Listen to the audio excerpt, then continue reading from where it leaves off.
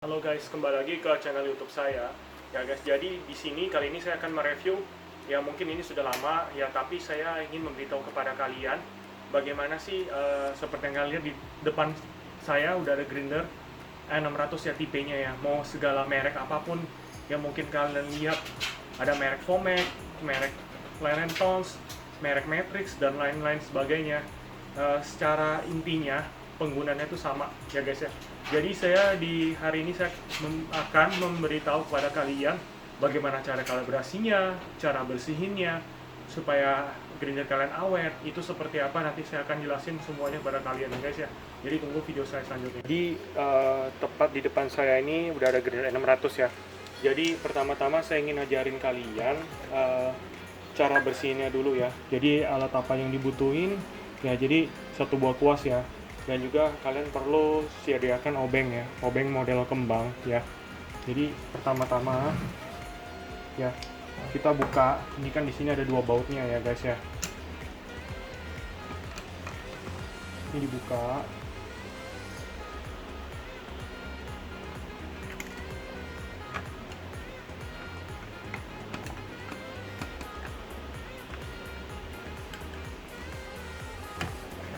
Nah, jangan lupa kalian siapkan wadah di bawahnya ya, karena banyak sisa-sisa kopi. Mungkin jika kalian jarang bersihin, dia pasti banyak kopi yang lengket di dalamnya ya. Nah, contohnya seperti ini. Banyak ya yang sisa-sisa ya. Jadi siapkan kuas. Jadi saran saya supaya grinder Anda awet itu, ya kalian boleh bersihkanlah tergantung kuantitas pemakaian ya. Mau sehari sekali juga nggak masalah ya, apalagi orang yang suka gonta-ganti kopi tuh, itu saya sarankan tiap hari bersihin. Karena kenapa saya sarankan tiap hari bersihin, karena kopi itu kan banyak yang sisa ya. Jika orang yang paham sama tes kopi, apalagi misalkan kalian sediakan hari ini kopi Gayo ya, terus besoknya kalian sediakan kopi Bali ya kan, dari jenisnya kan karakternya sudah berbeda ya. Bali kan lebih asam ya. Jadi kadang orang kalau sudah paham, kadang karena kopi yang meninggal di dalam mesin ini ya, pasti nanti akan kecampur ya. Jadi orang mungkin bisa komplain gitu, rasanya kok tesnya kok berbeda ya kan ya, karena kalian bisa lihat banyak sisa-sisa kopi yang tertinggal di dalamnya ya. Jadi nah, ini setelah kita buka obengnya, tadi kan ada baut dua ya, kita buka. Ini ada satu barang nih namanya spin ya. Ini kecil, jadi ini pantang hilang ya, jadi kalian harus perhatiin, ini nggak boleh hilang. Nah, dan juga terdapat pernya ya, jadi ini ada, kita sikat di sininya.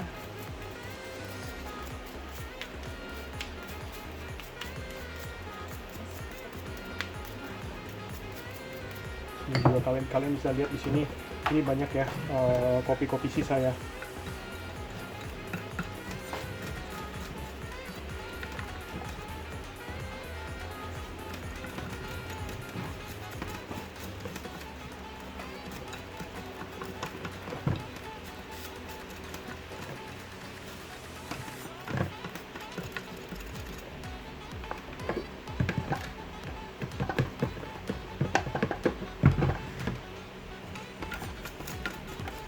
Dan alangkah bagusnya kalian boleh siapkan yang pembersih sepil balon itu ya, yang biasanya untuk bersihin kamera ya, yang angin itu kalian juga boleh belilah, itu membantu sekali ya. Tinggal semprot-semprot angin, nah ini kopi-kopi yang sisa tuh keluar ya guys ya.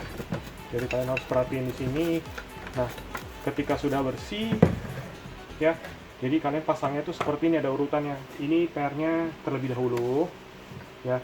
Jadi kedua bagian casingnya, yang ketiga itu bagian terakhirnya tuh spinnya ya. Ini spinsnya terakhir ya, kita pasang. Oh ya, dan juga saya ingin bilang, biasanya ketika kita sudah membuka seperti ini, settingan sedikit lari ya dari awalnya ya. Ya mungkin grinder kalian sudah dikalibrasi supaya bisa halus untuk espresso, tetapi ketika kalian sudah membuka seperti ini, biasanya settingannya agak lari sedikit ya guys. Jadi kalian harus mengkalibrasi ulang lagi ya guys.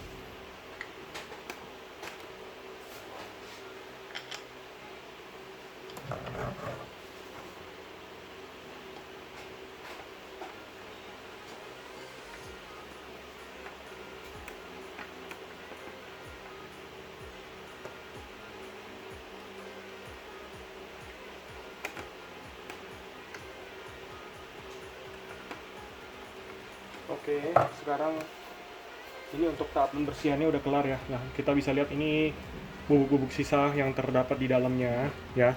Bisa dikatakan wastingnya.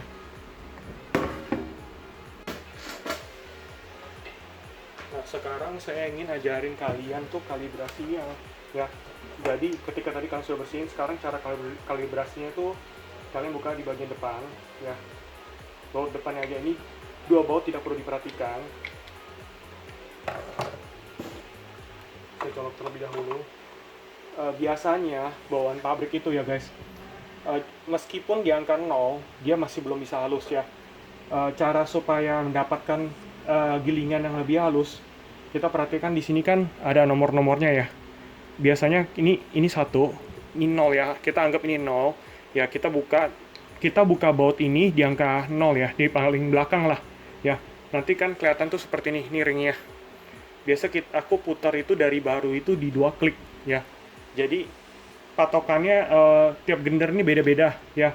Jadi ketika kalian untuk mengetahui suatu batas kehalusan dari suatu grinder itu, patokannya dari suara aja. Misalkan seperti ini. Nah, kalian bisa dengar ya. Ini suara grindernya ini pisau dengan pisau belum bergesekan. Nah, kalian bisa dengar ya. Suaranya sudah mulai bergesekan ya. Kalau udah bergesekan seperti ini, itu jangan dipaksakan lagi karena itu udah batas maksimal dari suatu grinder. Dan juga kebetulan di depan saya ini adalah grinder merek Coffee Mill ya. Jadi nggak bisa disamakan dengan merek-merek lainnya karena tiap grinder mempunyai batas kemampuan kalibrasi yang berbeda-beda. Kadang ada yang 3 klik, ada yang 2 klik. Jadi patokannya itu hanya seperti ini aja ya. Saya kasih disclaimer ya. Ya, ini nyaring ya. Berarti, nah ini batas amannya tuh seperti ini. Jangan ada suaranya terlalu nyaring. Ya, ketika sudah suaranya seperti itu anggapannya sudah paling halusnya ya. Jadi kita pasang di angka 0. Ya, jadi anggapannya gilingan kita yang paling halus paling halus itu di angka 0 yang seperti ini. Jadi angka 0 yang terbaru adalah seperti ini ya. Jadi tidak seperti bawaan pabrik lagi ya. Jadi kita tes hasil gilingannya. Ya, itu cara kalibrasinya ya. Dan juga seperti yang saya bilang, supaya grinder Anda awet, biasakan grinder itu nyala terlebih dahulu ya, baru kita giling, taruh biji kopinya.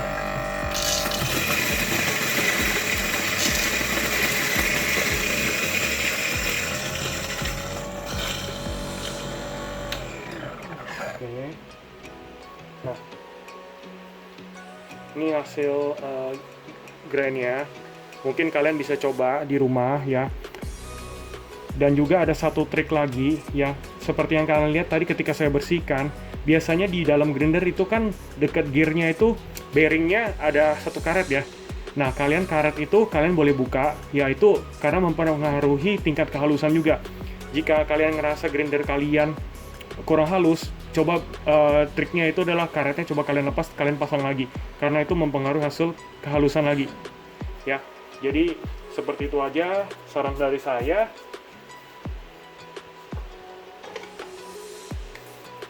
Untuk kalibrasi dan supaya cara ngerawat grinder kalian supaya awet. Dan juga nih saya ingin memberitahu kepada kalian nih, kebanyakan grinder seperti ini sebenarnya ini tidak digunakan untuk espresso ya guys ya, tapi kita multifungsikan tuh sebagai espresso ya. Jadi itu hanya opsi aja ya. Sebenarnya sih memang kalau dibilang konsisten sekali ya tidak ya, karena pisaunya juga kurang ya, beda lah dengan pisau-pisau yang untuk espresso ya. Dan juga bahannya ini masih baja ya, jadi biasanya kalau kamu gilingnya banyak, biasanya kopinya juga akan lebih cepat panas gitu loh ya. Jadi untuk semakin halus kopi karena pisaunya baja dan juga flat burnya dibilang ya pas-pasan lah ya, maksudnya beda dengan espresso, pisau untuk espresso ya. Biasanya pisaunya lebih cepat panas karena kita memaksimalkan untuk menghasilkan espresso ya.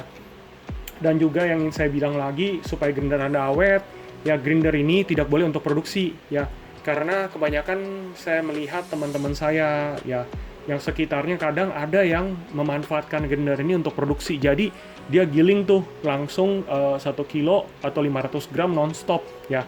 Dan juga gilingannya halus ya. Jadi itu mempengaruhi awetnya suatu grinder atau tidak gitu loh. Patokannya tuh seperti ini aja, kalau kalian giling banyak, ya kalian pegang tuh. Ini kan ini posisi dinamonya tuh di sini ya. Jadi kalian pegang, kalau udah hangat, alangkah baiknya istirahat. Ada orang tuh gembur, dihajar lah. Jadi mungkin mereka udah kepepet waktu ya. Jadi apa yang bisa dipakai gunakan gitu loh. Akhirnya akibat fatalnya ya jebol gitu loh. Saya pernah sih coba pribadi ya, ini pengalaman pribadi ya, saya sharing. Saya pakai grinder ini waktu itu pernah ada orderan 2 kilo ya. Dia minta giling agak halus ya, jadi saya giling, tapi giling saya nggak nonstop sih. Saya perhatikan juga dinamonya. Karena kalau dinamo udah hangat, bagusan istirahat ya, karena grinder tipe ini belum ada cooling fan, jadi dia bisa overheat, gampang overheat. Jadi patokannya, saya kemarin tes itu ya, mungkin giling 100 gram aja, 150 gram aja dia dinamonya udah mulai hangat. Jadi memang grinder ini tidak baik, tidak disarankan untuk kebutuhan komersil ya. Jadi untuk produksi itu tidak dianjurkan lah.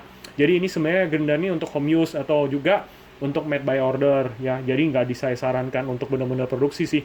Dan juga saya sarankan juga yang ketiga ya. Saya ingin bilang, ini grinder seperti ini nggak boleh di stok ya. Jadi biji-biji itu nggak boleh langsung tertampung di dalam grinder ini gitu loh. Karena ketika kalian tampung, dia kan nggak ada klip ya tuh. Nggak seperti yang kalian lihat mungkin grinder-grinder profesional. Ya, dia ada klipnya, atau juga dia posisi dinamonya kan tidur ya. Ya mungkin seperti inilah contoh grinder saya. Ya, yang Malkoning ini kan dinamonya dia model berdiri ya. Kan, dan ini kan model dinamonya kan dia model tidur ya.